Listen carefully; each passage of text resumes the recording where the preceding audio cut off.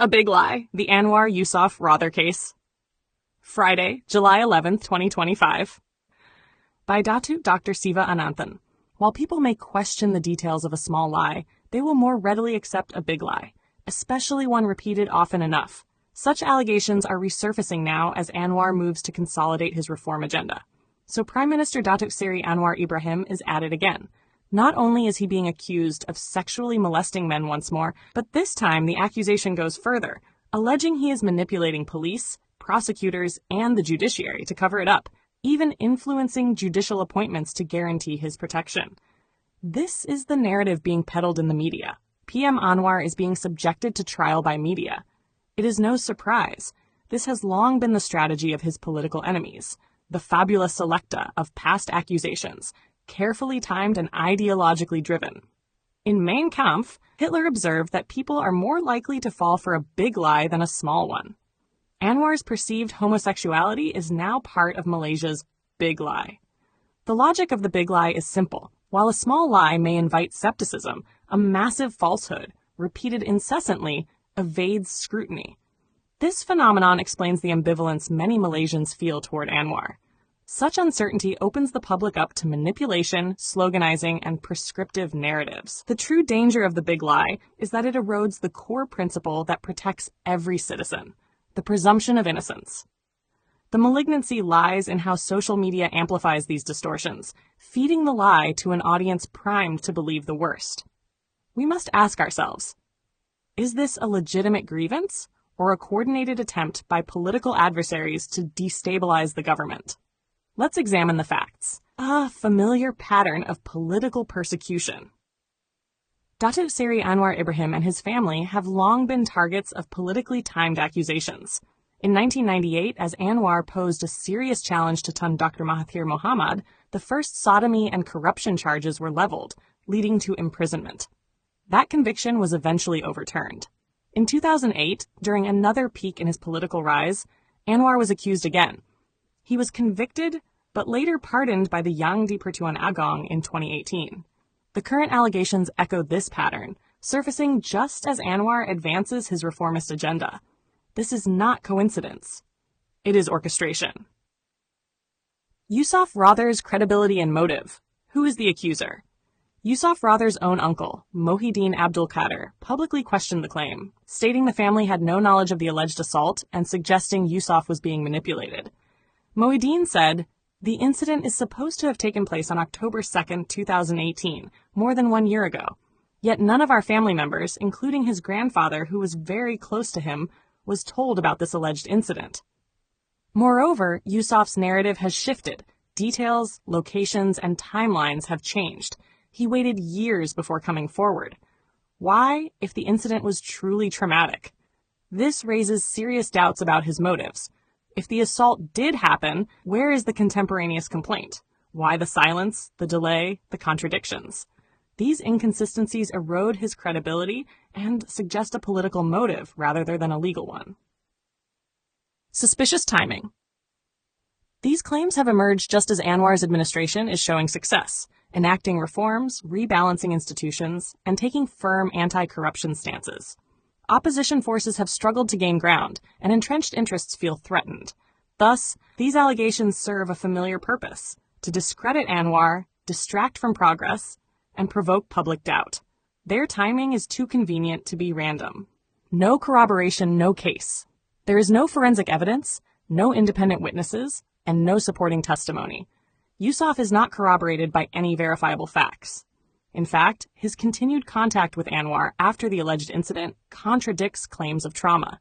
Serious allegations require serious proof, not hearsay, not emotion, not conjecture. Rejecting the trial by media. This is a pattern. Smear campaigns disguised as scandal. Malaysians must ask, who gains when Anwar is weakened? Why do these allegations always surface when he's politically ascendant? Every allegation should be investigated, but in court, not in the media. Trial by media bypasses legal principles, fosters prejudice, and undermines democracy. The cumulative evidence suggests that this is not justice, but a vendetta. It is a calculated act of defamation. We must resist being manipulated by repeated lies. Anwar Ibrahim, like any citizen, is innocent until proven guilty. Let the courts, not headlines, decide. Datuk Dr. Siva Ananthan is a former governing council member, ASEAN Law Association.